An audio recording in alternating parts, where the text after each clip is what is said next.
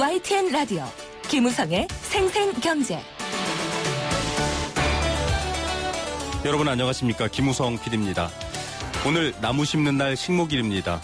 나무는 심고 난 뒤 짧게는 수년, 길게는 수십 년이 지나야 나무다운 모습을 갖게 되죠. 어쩌면 가장 쉽게 미래를 만나는 방법일 것 같습니다. 그런데 이 나무 4월이 아니라 오히려 3월에 심어야 한다라는 주장이 있습니다. 나무의 생장 때문인데요. 수십 년 자라날 나무, 땅에 심는 시기가 그만큼 중요하다는 말일 겁니다. 국가 재정도 마찬가지겠죠. 시기를 오판하거나 미래를 내다보지 못하면 어려움에 직면할 수 있습니다. 오늘 국가 부채 문제 그리고 최근 논란이 일고 있는 한국판 양적 완화 문제 인터뷰에서 전해드리겠습니다. 2016년 4월 5일 화요일입니다. 김우성의 생생경제 지금 시작합니다.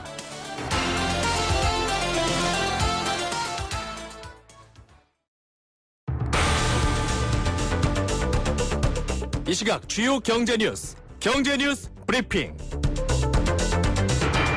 네, 매일 오후 3시 가장 중요한 경제 뉴스들 추려드립니다. 금융회사의 대출 심사 2분기에도 깐깐해진다고 합니다. 금융회사의 상황 아마도 만만치 않은 모양입니다. 내수 부진은 항상 걱정인데 국민의 해외 씀씀이는 많이 늘었습니다. 관련 내용 전해드립니다. 국가가 보유한 물품 중에 가장 비싼 것 어떤 것일까요? 뉴스에서 잠시 후 전해드립니다. 비즈니스워치 김춘동 기자 연결하겠습니다. 김 기자님 안녕하십니까?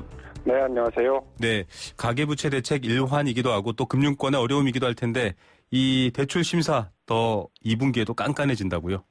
네, 한국은행이 오늘 발표한 이 금융기관 대출 행태 서베이 결과를 보니까요. 올해 2분기 국내 은행이 전망한 대출 태도 지수가 마이너스 11을 기록을 했습니다. 네. 대출 태도 지수가 마이너스면 이 금리나 만기 연장 조건 등을 통해서 이 대출 심사를 조금 더 강화하겠다. 이렇게 응답한 금융회사가 그만큼 많다는 겁니다. 올해 1분기 국내 은행의 대출 태도 지수는 마이너스 14로 2008년 4분기 이후에 가장 낮았는데요.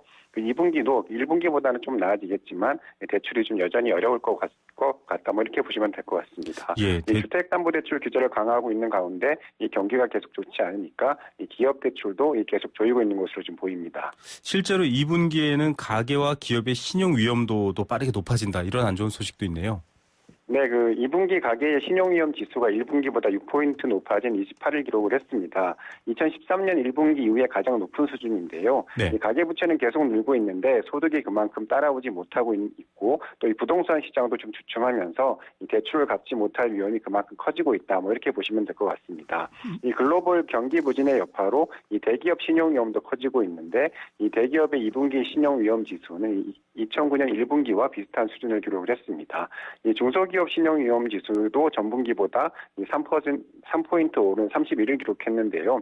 중소기업 신용위험은 3년 넘게 30선 전후를 오르내리면서 다수의 중소기업이 한계 상황으로 내몰리고 있음을 좀 보여주고 있습니다. 네, 이 대출 태도 지수가 뭔지 좀 궁금해하실 분들이 많을 것 같은데요. 네. 말씀하십시오. 설명해 주시죠. 네. 대출 태도 지수는 은행들이 은행들을 대상으로 설문조사를 한 건데요. 네. 기업이나 가게에 대해서 대출을 해줄 때 심사를 얼마나 좀 깐깐하게 해줄 것인가 이런 전망치 결과로 보시면 됩니다. 예, 한국은행에서 조사한 그런 설문조사 같은 내용입니다. 네. 자, 내수 부진 때문에 좀 소비 증진하도록 도와야 된다. 계속 골머리를 앓고 있는데 의외로 지난해 가계에서 해외에 지출한 돈은 크게 늘어났다. 이런 결과가 나왔네요. 네, 역시 한국은행의 자료인데요. 지난해 국내 가계가 해외에서 소비 지출로 쓴 돈이 무려 26조 2,700억 원에 달했습니다. 네. 2014년보다 14%나 급증한 건데요. 이 관련 통계를 내기 시작한 이후에 최대 규모라고 합니다. 네. 이 가계의 해외 소비 지출은 2010년에 처음으로 20조 원을 넘어선 뒤에 4년 연속 늘고 있는데 해외 소비 지출에는 국내에서 인터넷 등으로 해외 물품을 직접 구입한 해외 직구나 또 외국 회사 출장 등의 업무로 쓴 돈은 포함되지 않는다고 합니다. 예, 결국은 직접 해외에 나가서 쓴 돈이 될 텐데 네. 해외 여행이 늘면서 지출도 늘어났다 이렇게 볼 수 있을까요? 네, 뭐, 1차적으로 좀 그렇게 보시면 될 것 같고요. 실제로 지난해 해외로 여행을 떠난 국민이 1931만 명에 달했는데, 이 전년보다 20% 넘게 늘어난 숫자라고 합니다. 이 문제는 이 국내 소비는 주춤한데 해외 소비 지출만 좀 가파르게 늘고 있다는 건데요. 실제로 지난해 우리나라 가계가 국내에서 소비한 금액은 708조 3,700억 원으로 이 전년보다 2.7% 정도 늘어나는데 그쳤는데, 그 해외 소비 지출 증가율과 비교하면 5분의 1 수준에 좀 그쳤습니다. 네. 지난해 경기 부진으로 가계 소비가 전반적으로 좀 위축이 되고 있는데 해외 여행을 위한 씀씀이만 갈수록 커지고 있다. 뭐 이렇게 보시면 될 것 같습니다. 예, 좀 세부적인 원인도 파악해서 좀 우리 내수에서 많이 써서 좀 국내 경제도 좋아지도록 하는 방안을 찾았으면 좋겠고요. 자, SK, 두산그룹 등이 인성 적성 검사가 가장 어려운 대기업으로 꼽혔다고요.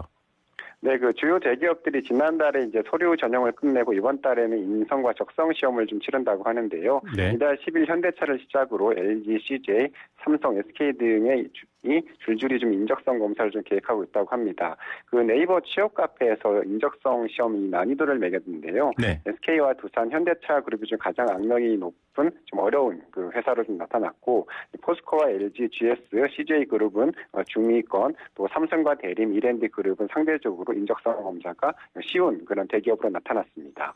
자, 인성과 적성 검사인데 이렇게 어렵고 쉽고의 난이도가 있는 게 조금 낯설기도 한데요. 대기업마다 이렇게 자체적으로 시험을 치르고 있는 것으로 알고 있는데 난이도 차 아주 크게 벌어지는 경우도 있다고요?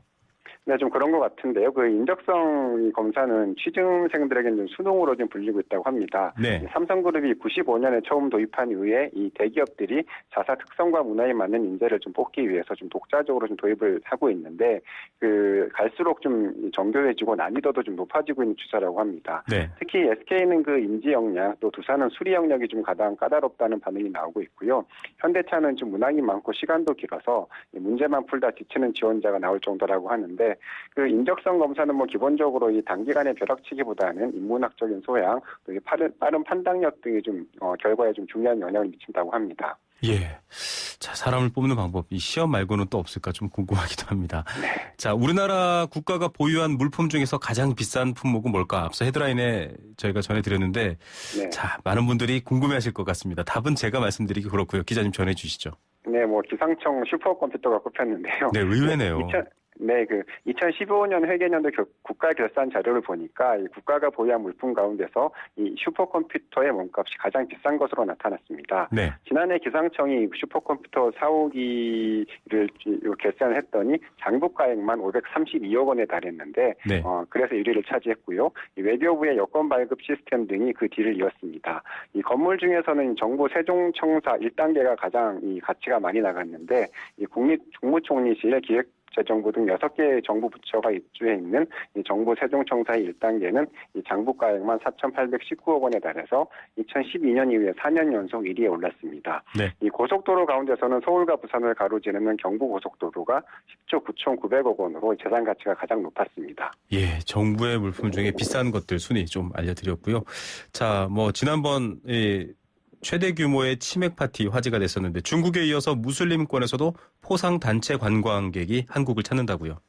네, 그 중국 아우랑 그룹에 이제 뭐 6천 명이 좀 포상 여행을 오면서 화제가 됐었는데, 네. 이 무슬림의 단체 관광객 180여 명이 이달 중순 우리나라를 방문할 예정이라고 합니다. 이 여행사인 J2&DMC에 따르면 오는 16일에 이 말레이시아 최대 다단계 판매 업체인 줄리안 그룹 직원 200여 명이 네. 포상 여행으로 한국을 찾는다고 하는데요. 이 줄리안 그룹은 이 동남아 최대의 화장품, 건강식품 다단계 판매 업체고, 이번에 방한하는 직원들은 이 줄리안 그룹의 말레이시아 지사 소속이라고 합니다. 네. 이 임직원들은 4박 5일간 한국에 머물면서 서울 시내, 또 용인 에버랜드, 춘천 남이섬 등을 찾는다고 하는데, 이 여행 기간 내내 좀 특별히 준비된 이 무슬림을 위한 할랄 음식을 좀 먹을 예정이라고 합니다. 예, 여러 가지 새로운 좀 활로들 중에 또 이런 활로도 열리면 경제에 도움이 될 것 같습니다. 우리나라 수산물 수출액 3년 만에 증가세로 돌아섰다, 이런 뉴스도 있네요. 네, 그 해양수산부의 자료인데요. 올해 1분기 우리나라의 수산물 수출액이 4억 3,500만 달러로 점점 집계가 됐는데, 작년 같은 기간보다 1.5%가 늘었다고 합니다. 특히 지난달에 수출액이 월간 기준으로는 작년 4월 이후에 가장 많았다고 하는데요. 네. 지난해 3월과 비교하면 13.5%나 늘어난 거고, 전년보다 수산물 수출액이 늘어난 건 2013년 2월 이후에 3년 만에 처음이라고 합니다. 예, 수출이 느는 거 뭐 좋은 이유인데요. 이 수산물 수출 수출은 이렇게 늘어난다라는 뉴스가 드물었는데 이유가 네. 있을 것 같습니다. 늘어난 이유요?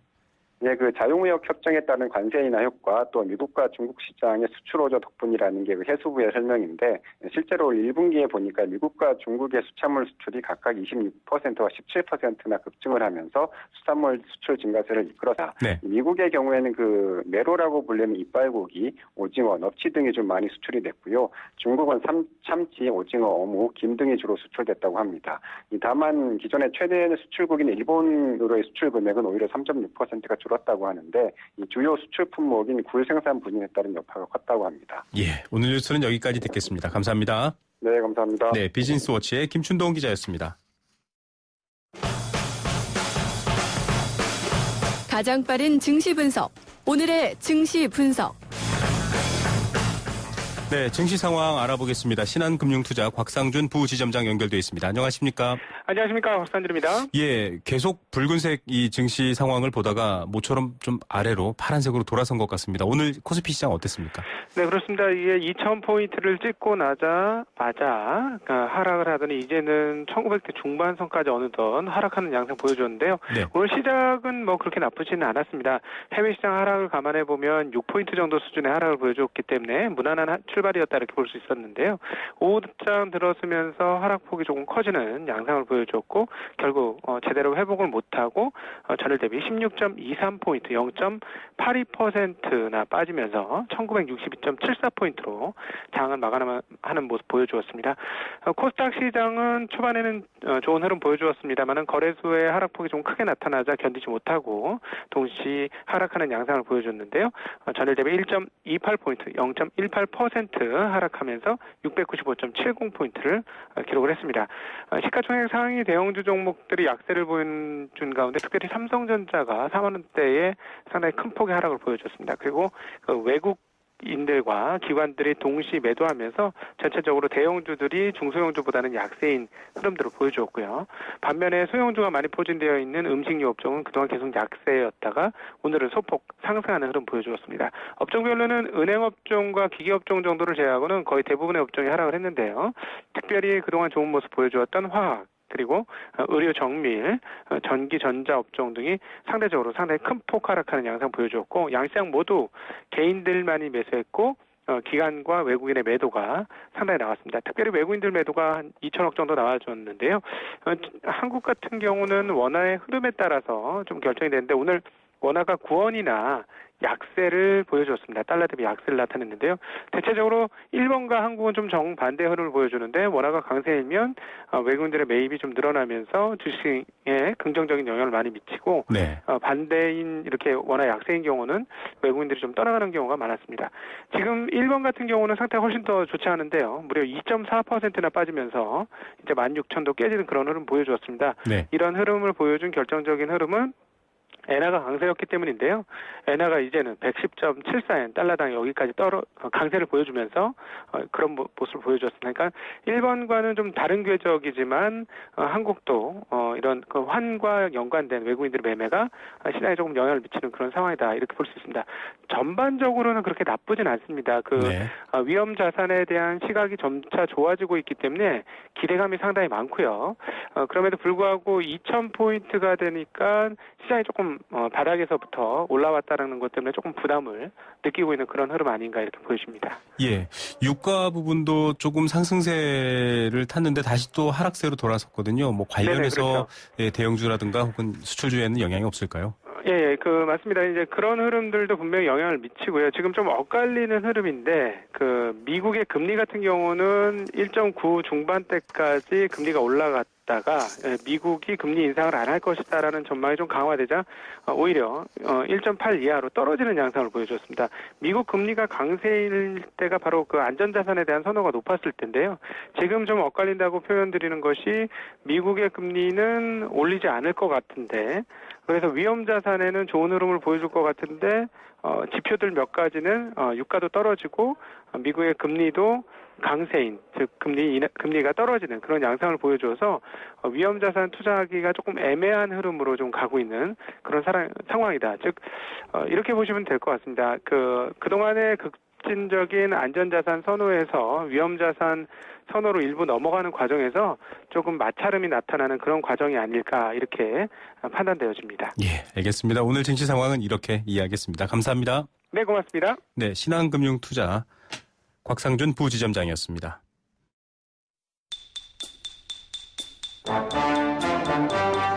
경제 탐구 생활.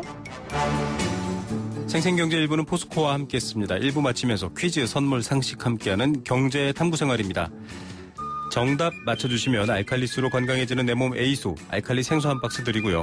2016년 매주 목요일 응답하는 여행 스케치의 가로수길 콘서트 나무야 공연 티켓도 드립니다.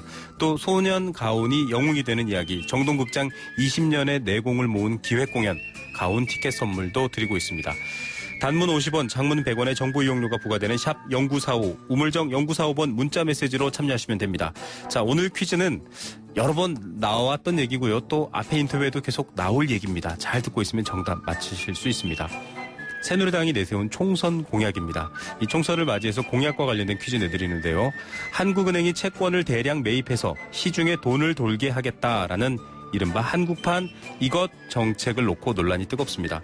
기준금리를 조정하는 것, 즉 돈의 이자를 올리고 내리는 것으로는 경기부양에 한계가 있기 때문에 직접 돈을 찍어내서 빚을 사주고 그 빚의 부담이 줄어들어서 오히려 경기가 회복되고 돈이 도는 것 아니냐, 이런 기대를 갖고 있는 건데 또 여러 가지 문제점도 많이 나오고 있습니다. 한국은행 독립성, 또 시기상조, 이런 비판들이 있는데요. 오늘의 정답 무엇일까요? 여러분 보내주십시오.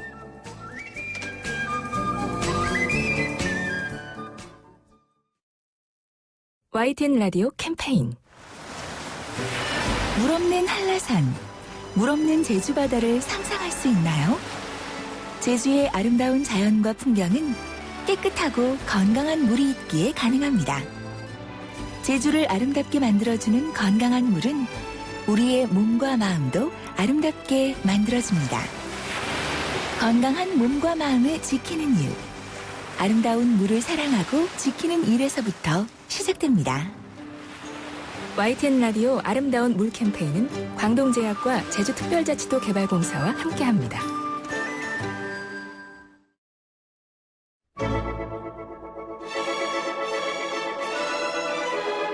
삶을 위한 생생한 라디오 경제 YTN FM 김우성의 생생경제.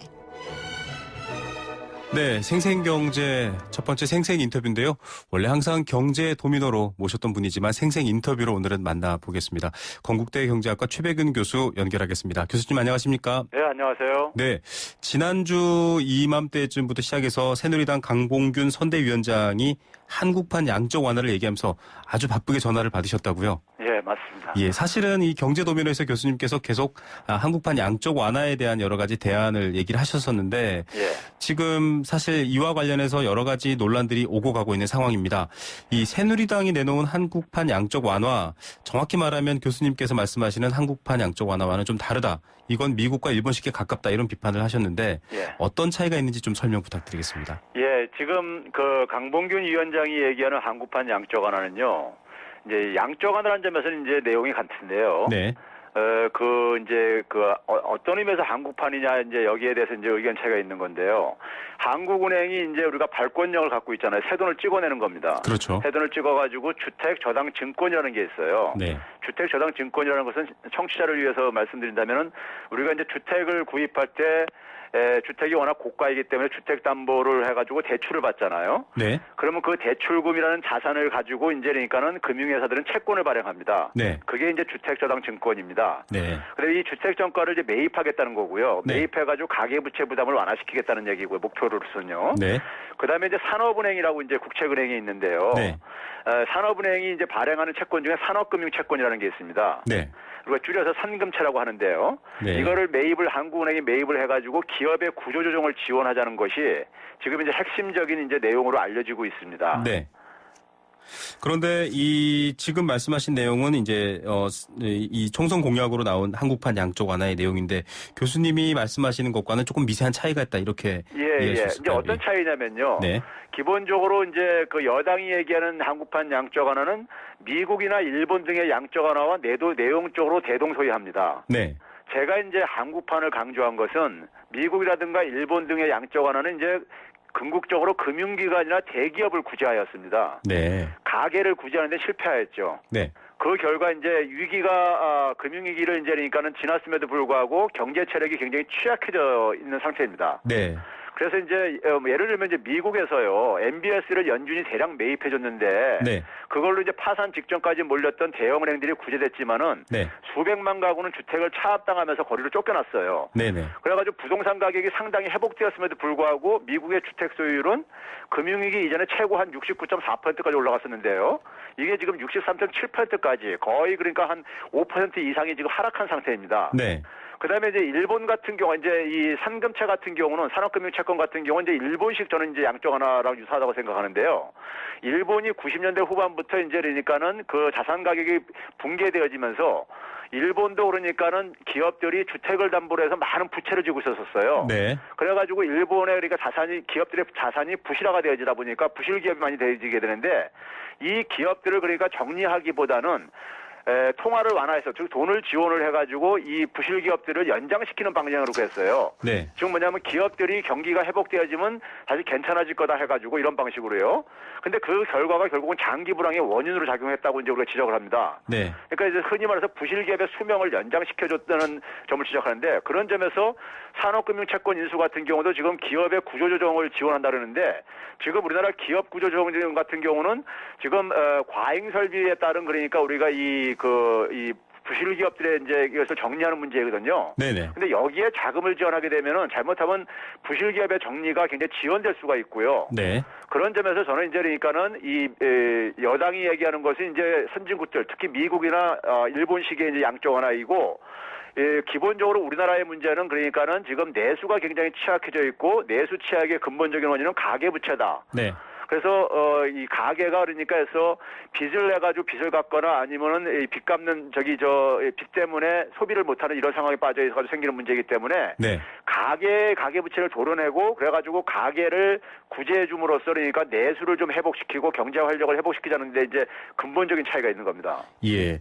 지금 새누리당에서도 사실은 이 주택금융공사의 주택담보대출 MBS 증권을 매입해서 20년 장기 분할 상환으로 하겠다 이런 얘기도 사실은 담고 있긴 한데요. 예. 네. 자, 이 말씀하신 것처럼 금리를 통한 이 경제 상황 조절은 이 말 그대로 자연적인 시장의 힘에 맡기는 거라고 한다면 이 통화 정책은 직접적으로 돈을 찍어내고 빚을 사들이기 때문에 아주 직접적인 대책이 될 텐데 이 오늘 조원동 새누리당 경제정책본부장 이 YTN 라디오에도 출연을 해주셨는데 아베노믹스와는 다르다. 사실 정확한 정책 목적을 설정해서 그 설정하는 곳에서 직접적으로 돈이 투입될 수 있는 통로를 만드는 것이다. 그렇기 때문에 사실은 미국, 일본과 비슷하다라는 비판과는 다르다. 이렇게 또 얘기하셨는데요. 그게 이제 아베노믹스하고는 그런데요. 네네.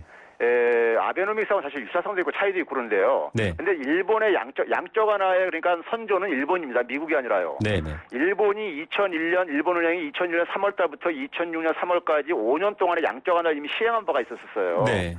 그리고 그 이전에도 90년대 후반에도 금리를 거의 바닥까지 내리면서 0.5%까지 내리면서 사실상 제로금리까지 내리면서 통화를 굉장히 많이 완화하고 그랬었어요. 그 이유가 바로 뭐냐면은 기업이라든가 은행을 구제해주게 했던 겁니다. 은행과 기업이 굉장히 부실 자산이 굉장히 크게 증가한 상황이 문제가 되다 보니까는 그걸 이제 살리기 위해 가지고. 네. 그래서 제가 얘기하는 것은 90년대 후반과 2000년대 초의 상황 속에서 상황과 지금 산금채 지원하고 굉장히 비슷하다는 얘기고요. 네. 그런 점에서 그 당시에 그러니까 우리가 90대 말과 2000년대 전반기에 양적 완화 정책이 성공했다면은 일본의 장기 불황이 이렇게 지속되지 않는다는 얘기죠. 네. 그래서 제가 얘기하는 것이고 최근에 아베노믹스 같은 경우는 솔직히 얘기해서 엔화 약세를 통해 가지고 수출 경쟁력을 높이겠다는 이런 정책이에요. 네네. 그런 점에서 좀 차이가 있습니다. 물론 우리나라도 이제 양적 완화를 하게 되면 이제 원화 가치를 하락시키는 효과는 부수적인 효과가 나타날 수 있죠. 네. 자, 이 원과 엔, 달러 사실은 이 각 통화의 비중과 가치가 다르기 때문에 또 정확히 단순 비교하는 건 무리가 있을 것 같습니다. 이 논란이 되는 게 사실은 이 주택담보채권 같은 MBS를 인수하라 이런 게 사실 중앙은행, 한국은행 같은 국책은행에게는 좀 위험하지 않나. 파생상품을 이게 돌려받을 수 있는 확실한 근거 보증이 되지 않기 때문에 결국 정부가 보증을 해야 되는 상황이 되고 은행으로서는 독립성도 훼손되고 이렇게 어렵지 않나. 이런 지금 비판도 있습니다. 어떻게 보십니까? 자, 저는 이렇습니다. 양적 완화 문제가 이제 공론화를 이제 우리가 통해 가지고 네. 사회적 합의가 모아지면요. 네네. 결국은 한국은행이 중심이 돼서 추진하는 일입니다. 네. 그래서 한국은행에 MBS를 매입할 거냐 안 할 거냐는 것은 금통위가 결정하게 돼 있습니다. 금융통화위원회가요. 그렇죠. 네. 지금 현재는 한국은행에서 기본적으로 국채라든가 정부가 보증하는 채권이라든가 그다음에 금융통화위원회가 정하는 이제 그러니까 유가증권으로 이렇게 제한되어 있어요. 네. 그런데 2008년 9월달에 리먼브러스 사태 이후에 한국은행에서 대상증권을 은행채라든가 은행이 발행한 채권이라든가 네. 일부 특수채 그러니까 예를 들어서 지금 이제 MBS 얘기하는 네. 주택금융공사가 발행한 이런 이제 주택대상 채권까지 확대한 적이 있었습니다. 네. 당시 한 1년 이상 동안에요. 그렇기 때문에 이 지금 우리가 이제 한국판 양적 완화를 시행한다는 거, 양적 완화라는 것은 우리가 상당히 특수한 상황에서 우리가 도입하는 조치예요. 이게 네.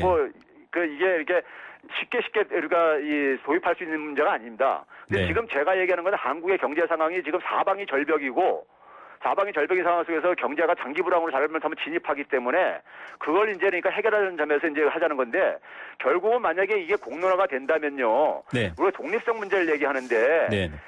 한국은행 외부에서 만약에 좋은 아이디어가 제안될 경우에 그 아이디어가 좋다고 금통위가 판단하면은 네. 그걸 그래서 받아들이면은 그건 독립성 훼손 문제는 아니라고 생각이 들어요. 네. 그래서 이제 금통위가 결정을 하면 되는 겁니다. 매입 증권을 어디까지 할 것인가 범위는 금통위가 정하게 돼 있는 것이지 이게 법적인 조문으로 이렇게 명문화돼 있는 건 아니에요. 네. 결국은 이걸 판단해서 결정하고 행위하는 주체가 누구이냐에 따라서 독립성 논란은 좀 다른 면이 있을 수 있다. 그리고 말씀하신 것처럼 사실 이 양적 완화라는 건 극약 처방에 가깝기 때문에 쉬운 상황은 아니지만 좀 어려운 점들이 많이 있는 것 같습니다. 이 산업은행의 채권, 주택담보채권들 정부가 보증해야 하느니 인수 가능하다 이런 얘기가 나오고 있습니다. 뭐 한국은행의 특수성 때문이기도 할 텐데요. 결국은 정부가 보증한다는 말은 사실은 위기가 생기거나 회수가 안 될 경우에는 세금, 즉 국민들의 부담이 될 거다 이런 우려거든요. 예. 이런 부분은 어떻게 이해해야 할까요? 그래서 저는 앞에서도 얘기했지만 산업은행의 채권 인수는 저는 필요성이 약하다고 생각해요. 네. 지금 예를 들어서 산업은행의 주요 목표는요. 미래 성장 산업 육성 발굴이라든가 네. 그다음에 기업의 구조 개선, 산업이라든가 기업의 구조 개선, 그다음에 해외 진출 지원 이런 걸로 돼 있습니다. 네. 근데 지금 현재 한국 경제가 직면한 주요 과제 중에 하나가 아까 앞에서 얘기했듯이 기업의 이제 구조조정 같은 경우인데요. 네, 이건 한계 모두가 기업도 동의하는 그렇고요. 부분입니다. 네, 맞습니다. 그런데 지금 뭐냐면 구조 개선은 과잉 설비의 규모의 축소가라든가 부실 기업의 정리가 지금 핵심 사안이에요. 네. 그런데 지금 이제 우리가 잘못해가지고 이 산금채를 인수를 해가지고 그 자금을 그러니까 대기업들한테 지원했을 때 대기업들이 부실 기업을 계속해서 유지하려고 할 수가 있어요. 네. 그러니까 우리가 최근에 지금 보게 되면 산업은행이 지난해 대우조선해양하고 현대상선 등 이 부실조선해양 기업들을 지원해가지고 네. 2조 한 1,400억 원의 손실을 기록했다는 이제 우리가 보도가 나왔었어요. 네. 2013년도에도 한 2년 전에도 STX 그룹이라고 해서 그것도 마찬가지 조선업이죠. 네네. 이걸 한 1조 6천에서 손실을 기록했거든요. 이게 결국은 뭐냐면은 대기업들한테 그러니까 돈 빌려줬다가 돈이 물리면서 계속해서 이게 생기는 문제거든요. 그래서 저는 이제 이 산업금융 채권을 통해서 매입을 해가지고 기업의 구조조정 지원이라는 것은 네. 잘못하게 되면 그러니까 이 부실 기업 수명을 연장하는 데 사용될 수 있기 때문에 네. 그리고 대기업이 예를 들어서 새로운 사업을 그러니까 만들고 그러니까 우리가 수익 사업을 만드는데 그러니까 신사업을 만드는데 돈이 필요하다면 그건 지원할 수 있다 이거예요. 네. 근데 지금 대기업들은 지금 돈이 굉장히 많습니다. 현금은 많은데 지금 뭐냐면 새로운 수익 사업을 못 만들어내는 문제는 자금과 별개의 문제라고 저는 생각이 들어요. 네. 그런 점에서 지금 저는 이제 이 정부의 상금채 산업은행 채권 인수는 저는 별로 동의하지 않는 부분입니다. 예. 지금 뭐 좀비 기업이라고 하죠. 한계 기업들을 해결하는 문제. 예전에도 저희가 관련 내용을 다뤘을 때 이 채권단보다는 기업 스스로 일단은 말씀하신 여러 가지 설비 투자나 이런 부분들부터 노력을 기해야 된다. 이런 방법인데 같은 맥락에서 예. 설명을 이해를 하시면 될 것 같습니다. 자, 양적 완화 뭐 교수님도 늘 말씀하시지만 이 부작용 얘기를 안 할 수는 없습니다. 예. 금리를 내리는 것보단 사실 양적 완화가 더 한국적 상황에 맞다라는 것에 대해서는 여러 번 설명을 했는데 결국 양적 완화도 풀려난 돈에 대한 뭐 인플레 우려도 있고요. 부작용에 대한 걱정을 해야 되지 않을까요? 이게 우리가 그동안에 우리가 디플레이션을 같은 경우를 경험해 본 적이 없잖아요. 네네. 그러니까 우리가 인플레이션 시대에서만 살아왔었기 때문에 대개 이제 통화량을 찍어내게 되면 돈 가치가 떨어지게 돼가지고 인플레이션을 이제 우려하는 건 이제 당연한 이제 우려인데요. 네. 지금 우리가 한번 봐보세요. 미국 같은 경우가 경기가 회복됐음에도 불구하고 연준의 자산이 지금 거의 4.5배 이상이 증가했습니다. 한 8,700억 달러였던 것이 4조 5천억 달러 이상으로 지금 증가한 상태예요. 그렇게 많은 돈이 풀렸는데도 여전히 물가 상승률이 낮아가지고 금리를 정상화시키지 못하고 있습니다. 네. 유럽하고 일본 한번 봐보세요. 대규모 양적 완화에도 불구하고 디플레이션 압력이 진행되고 있습니다. 네. 지금 우리나라 같은 경우도 제조업만 보게 되면 공산품만 보게 되면 이미 거의 1년 가까이 디플레이션이 진행되는 상황이에요. 네. 그래서 제가 이제 얘기하는 것은 이 양적 완화라는 것은 이제 우리가 우리가 자주 할 수는 없는 것이고 아주 네. 특별한 상황에서 긴급한 상황에서 하는 것인데 네. 지금 상황이 그래도 우리가 인플레이션 우려보다는 디플레이션 우려가 있는 상황이기 때문에 이게 그러니까 지금 적기라는 얘기인 것이고요. 네. 이제 그런 점에서 이제 그러니까 그 인플레이션 된 것은 제가 이제 계산해 볼 때 여기에 필요한 자금 조달을 가지고 제가 한번 계산을 해보니까는 인플레이션 크게 걱정할 정도라고 생각합니다. 예. 자, 오히려 뭐 인플레이션을 걱정할 때가 아니라 지금 디플레이션에 대한 뭐 우려가 이미 장기 침체로 접어들었다 이렇게 판단하시는 분들도 있는데 예, 앞으로 이 양적 완화를 좀 제대로 앞서 뭐 청취자분들 양적 완화라는 말도 좀 낯설어하시지만 이 효과가 제대로 이 경제에 가장 취약한 부분에 보완책으로 작용하려면 어떤 좀 수정들이 필요할까요? 저는 이제 여당의 이제 어쨌든 간에 그 책임자가 이런 것을 이제 제기했다는 점에서요. 네. 이제 공론화가 불가피한 국면이 되었다고 생각합니다. 네네. 그동안 제 개인적으로 이렇게 얘기하던 단계는 이제 이미 지나버렸다고 생각이 드는데요. 예, 예. 그랬을 때 이제 우리가 지금 이 단계에서 우리가 해야 될 것은 차분하게 어떤 내용과 방식의 양적 완화가 필요한 건지를 둘러싸고 저는 올바른 논의 전개가 필요하다고 생각하고요. 네. 이 과정에서 가장 중요한 기준이 되어야 될 부분은 양적 완화를 도입했을 때 즉 득과실이 어떤지를 우리가 냉정하게 과학적으로 판단해보자는 얘기입니다. 네. 판단해보고 예를 들어서 어떤 방식의 양적 완화가 우리 경제의 체력을 그러니까 근본적으로 보강하는 데 도움이 될 것인지 네. 이런 것들을 좀 기준이 되어야 된다. 기준이 되어 가지고 우리가 판단할 수 있는 것이고요. 네. 그리고 이제 우리가 이것을 이제 우리가 이제 도입하는 시점이라는 것은 제가 이제 가계부채와 관련해 가지고 한계 가구 같은 경우는 가능한 한 신용 회복을 지원하는 것을 가능한 빠르면 좋다고 저는 얘기하는 것이고요. 네네. 그다음에 이제 그러니까 주택담보대출 같은 경우는 이제 우리가 부동산 시장이 경착륙되기 전에 부동산 네. 시장에 대한 인위적인 부양을 좀 중단하고 네. 중단하게 되면 부동산 시장이 좀 이렇게 경색될 수가 있어요. 네. 그럴 때 이제 그러니까 이 타이밍을 맞춰 그때까지는 그렇게 준비를 했다가 네. 이걸 이제 그러니까는 양적 완화를 이제 통해서 이제 부동산 시장 연착륙을 도와주고요. 네. 하는 점에서 이제 만약에 이게 공론화가 돼가지고 수용이 된다면은 바로 이제 기술적인 문제들 우리가 기술적으로 검토할 부분들을 이런 것들은 이제 바로 이제 준비를 해야 되겠죠. 네. 자, 부채라는 문제가 이 경제를 정말 추락에 가까운 경착륙으로 가지 않도록 좀 돕는 여러 가지 타이밍과 방법에 대한 얘기 해주신 것 같습니다. 다음 시간에도 또 저희 관련해서 얘기 필요하면 더 여쭤보도록 하겠습니다. 감사합니다. 네, 감사합니다. 네. 경제 도미노와 함께 했었죠. 오늘은 생생 인터뷰로 만나봤습니다. 건국대학교 경제학과 최백은 교수였습니다.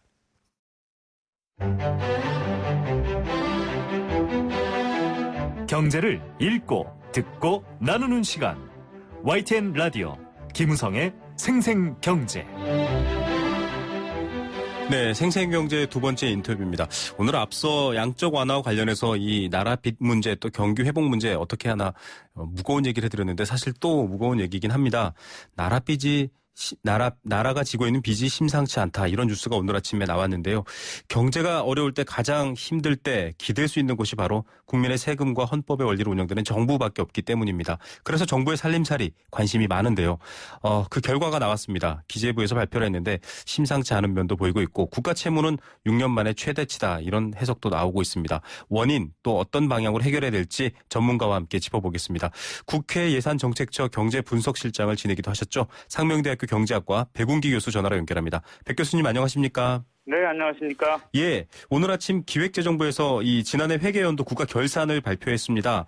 국가 채무가 2012년 443.1조 원이었는데 작년에 590조 원 가까이 가파르게 올랐다. 이런 뉴스가 일단 가장 눈에 띄는데 어떻게 이해할 수 있을까요, 이 상황을? 이게 이제 나라 빚이 늘었다는 거는 이제 미래의 재정 부담이 그만큼 커졌다 이렇게 이해할 수가 있습니다. 네네. 그러니까 이제 이 미래라고 하는 것은 정말 우리 후세가 갚아야 될 그런 부담이 될 수도 있고 네. 우리가 뭐 노력하면은 가까운 장래에 갚을 수 있는 일이기도 하지만은 어쨌든 우리가 재원을 미래에서 현재로 이제 뽑아 썼기 때문에 네. 뭔가 이제 미래 세대에게 부담을 줬다 이렇게 이해할 수가 있습니다. 예, 국가 채무가 늘었다. 이 미래에 대한 부담. 그렇죠.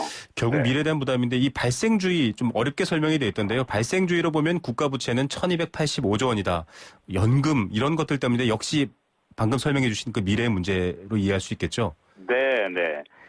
그 뭐 발생주의라는 거는 이제 현금 지금 이제 이제 현금주의하고 발생주의하고 근본적인 차이가 네. 이제 수입과 지출을 일어나게 만든 어떤 근본적인 거래가 발생한 시점에서 이제 대차 관계를 따져서 계산하는 것이 발생주의거든요. 네네. 그러니까 연금이 일단 지출이 되지 않았다 하더라도 네. 연금이 이제 지출될 수 있는 그런 원인이 발생하면은 발생주의에서 이제 국가 부채로 간주를 합니다. 예, 이미 나갈 돈이니까요, 네, 사실은. 네. 그러다 보니까 이게 이제 규모가 상당히 큰데요. 네. 당연히 이제 발생주의 회계에 의해서 우리가 미래에 나갈 돈 같은 것들을 미리 우리가 이제 예상을 하고 재정을 유지하는 것이 굉장히 중요하겠죠. 예, 오늘 식목일인데 이 미래라는 말을 할수록 좀 마음이 무거워집니다. 이 관리 재정 수지 적자가 큰 관심사가 또 되고 있습니다. 이 관리 네. 재정 수지 사실은 이렇게 기재부나 국가의 어떤 경제 상황을 발표하면 용어 자체부터가 좀 어렵긴 합니다. 관리 재정 수지가 무엇이고 또 이 적자가 됐다라는 게 어떤 위험인지 좀 설명 부탁드립니다. 네, 우리가 보통 이제 재정 수지 그러면 이제 개념이 여러 개가 있는데요. 네네. 이제 통합 재정 수지 그래서 정부에서 모든 이제 수입을 총합해서 나가는 돈, 즉 총 지출을 빼주거든요. 그럼 네네, 이게 그렇죠. 수지가 되지 않습니까, 보통? 네네. 그것을 이제 통합 재정 수지라고 하고요. 네네. 여기에 뭐가 들어가 있냐 하면 우리가 잘 아는 국민연금이라든지 사학연금, 또 산재보험, 또 고용보험, 또 이런 것들이 들어 있습니다. 이것을 우리가 사회보험성 기금이라고 하는데요. 네네. 네, 여기서 나는 이제 흑자가 지금은 이제 인구 구조상 아직은 좀 젊기 때문에 아직 돈을 내고 있으니까요. 연금에서 이제 흑자가 많이 발생하지 네, 않습니까? 그렇죠. 그래서 이제 이렇게 지금 말씀드린 네 가지 기금의 이제 흑자 부분을 빼주게 됩니다. 네. 그러면은 관리재정 수지라는 개념이 나오는데 이것은 실질적으로 이제 나라의 어떤 살림살이를 파악할 수 있는 이제 정확한 지표가 되기 때문에 네. 통합재정 수지보다는 우리가 편의상 이제 관리재정 수지라는 개념을 이제 사용하고 있는 것이죠. 네. 그러니까 지금 우리 현재의 재정 상태가 어떤가를 진단할 때 관리재정 수지를 보면 이제 상당히 유익한데요. 네. 이게 이제 금년에 이제 작년이죠. 마이너스 2.4%였다. 그러니까 2.4% 재정 적자였다는 뜻이거든요. 네네. 그러니까 이게 이제 균형이라고 하면 당연히 이제 0%가 되는 거고요. 네. 이제 보통 GDP 대비 규모로 얘기를 하기 때문에 그렇죠. 네. 네, 보통 한 0.5% 플러스 마이너스 안에 들어오면은 대충 이제 한 균형을 유지한다고 보는데 마이너스 2.4%는 좀 큰 규모라고 할 수가 있습니다.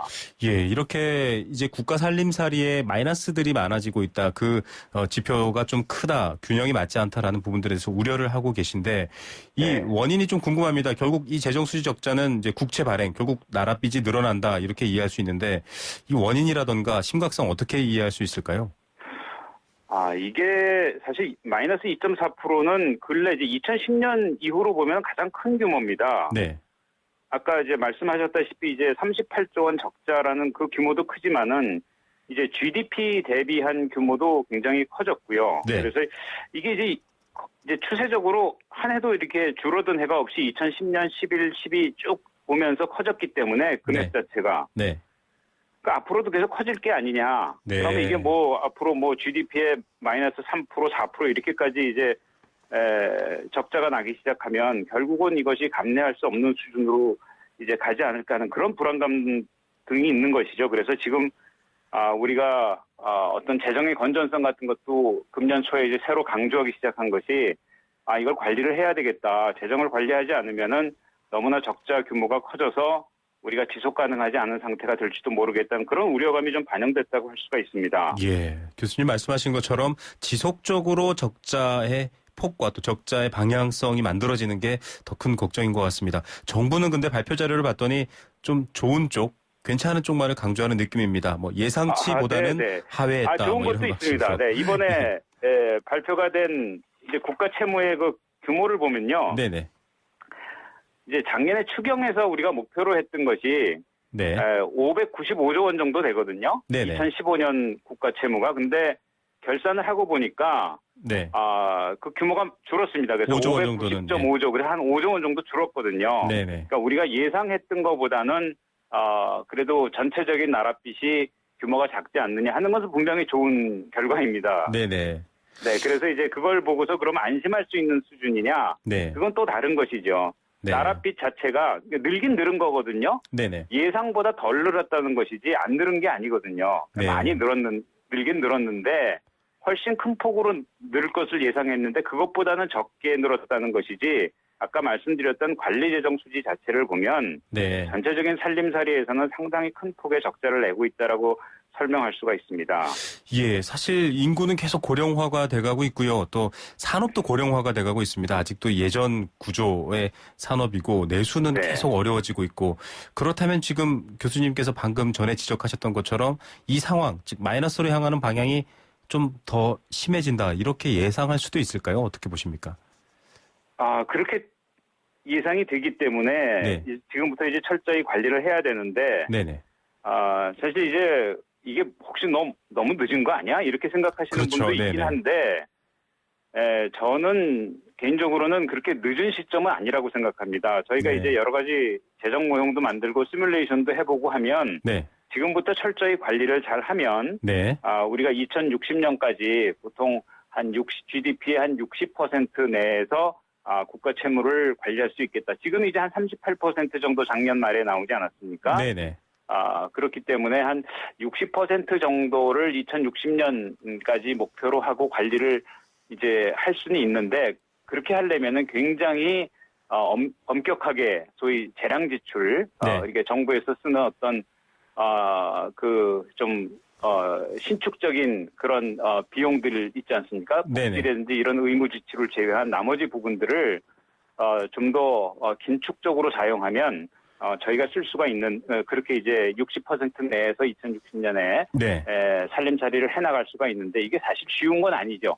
예. 왜냐하면 계속 새로운 지출에 대한 요구가 들어오고 또 지금 이제 선거철인데 보면은 이제 계속 나가야 새로운 될 때는 복지에 많죠. 대한 네. 나가야 될 돈들이 많이 생기고 이러다 보니까 관리를 얼마나 잘할 수 있느냐는 또 다른 문제입니다. 근데 수치상으로만 보면 우리가 상당히 긴축적으로 운영하면 그렇게 많이 정말 네. 포기해야 되는 그런 것은 아니다라고 말씀드릴 수가 있는 네. 것이죠. 대응이 가능한 수준이다. 이렇게 그렇습니다. 이해하십니다. 저는 그렇게 보고 있습니다. 예. 자, 이 말씀하신 재정 개혁이 이제 정부에서 나오고 있습니다. 이 재정 개혁을 구체적으로 한다면 방금 말씀하신 것처럼 뭐 재량 지출에 대한 부분들을 확 줄이거나 이런 부분들 외에도 혹시 또 있을까요? 저는 당장 필요한 것이 세출 구조 조정이라고 생각을 합니다. 정부에서도 많이 네. 강조를 하고 있는데요. 네. 일단 뭐 세출 구조 조정 그러면은 뭐 복잡하게 생각하실 필요가 없이 그 나라에서 돈을 쓰는데 네. 꼭 필요한 데다 쓰고 좀 덜 필요한다든지 또 시급성이 좀 떨어진다든지 아니면 비슷한 사업이라든지 중복 사업에 대한 지출이라든지 이런 것들을 먼저 줄일 필요가 있다고 생각을 합니다. 네. 그래서 이제 정부에서도 일단 부처에서 금년도 예산안 편성 계획을 내릴 때 10%씩 재량 지출을 줄여라라고 지침을 내려보낸 것으로 알고 있습니다. 며칠 전에 보도가 되긴 했는데요. 네네. 그래서 일단 이제 겹치는 사업하고 유사 사업에 대해서 당연히 줄여야 될 것 같고요. 네네. 그다음에 많은 이제 지자체가 하고 있는 사업이 중앙에서 이제 내려가서 국고 보조를 통해서 집행되고 있는 많은 사업들이 있습니다. 네네. 네, 이게 지자체 사업하고 민간 보조 사업들인데 한 60조 정도가 나가고 있거든요, 1년에. 네. 네, 이런 부분에서도 이게 중앙에서 내려가는 돈이요. 네. 이런 사업을 집행하는 데서도 우선순위가 낮은 사업이라든지 또 과거에 쭉 해오던 사업 중에서도 성과가 부진한 사업들 이런 사업들은 우선적으로 좀 이 구조조정 대상에 올려서 엄정하게 집행을 해야 된다고 생각을 합니다. 예. 그 이후에도 앞으로 장기적으로 우리가 좀 줄일 수 있는 부분이 있으면 또 더 찾아내서 줄여야 된다고 생각을 하고요. 그래도 안 되면 당연히 우리가 세수 중대를 위해서 새로운 세제 개편을 한다든지 이럴 필요가 있다고 생각을 합니다. 예, 일단 씀씀이 자체를 더 현명하게 꼭 필요한 곳에 맞게끔 재원 배분을 하고 그래도 안 될 경우는 또 어차피 세금을 더 걷어야 되는 상황이다. 이렇게 마무리 네, 말씀 그렇습니다. 한마디 드리겠습니다. 이런 문제 나올 때마다 국민들은 아니 담배세도 올리고 여러 가지로 세금을 많이 걷는다라고 하는데 왜 국가는 적자냐. 기본적으로 이게 일반적인 시선에서의 궁금함이거든요. 마무리하시면서 이런 얘기 어떻게 이해하면 좋을까요? 지금 이런 국가 재정 상황들.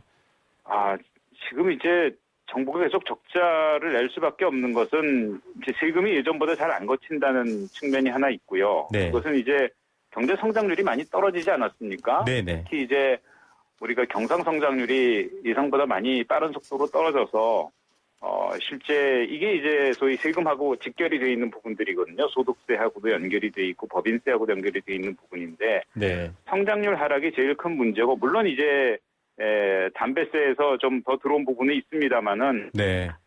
그것 갖고 이제 충분하지가 않고요. 네.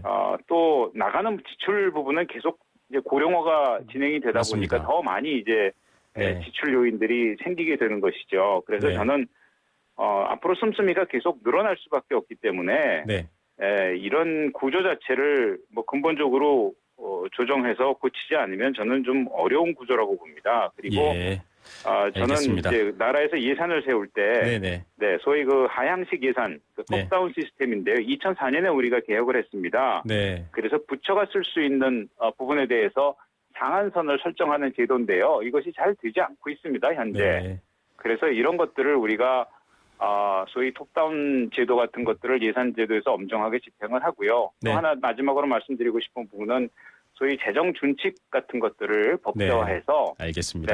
네, 정확하게 집행을 하고 하면은 네. 충분히 저희가 지속 가능한 재정을 유지할 수 있다고 생각합니다. 예, 나라 살림 현명한 씀씀이가 더 중요할 것 같습니다. 오늘 말씀 여기까지 듣겠습니다. 감사합니다. 네, 감사합니다. 네, 상명대 경제학과 백운기 교수였습니다. 힘들었던 나에게 마음먹은 나에게 다시 한번 해보려는 나에게 포기하지 않는 나에게 아직 힘을 내고 있는 나에게 난 오늘 나에게 바카스를 사줬습니다. 나를 아끼자 바카스. 네, 생생경제 포스코와 함께했습니다. 오늘 퀴즈 계속 인터뷰 내에 나와서 많은 분들이 맞춰주셨습니다. 8880님 연극 티켓 선물로 드릴게요. 정답은 양쪽 완화입니다. 꼭 뽑아주세요. YTN 생생경제 왕팬입니다. 서현주 드림. 네, 감사합니다. 7249님 생수 한 박스 선물 드립니다.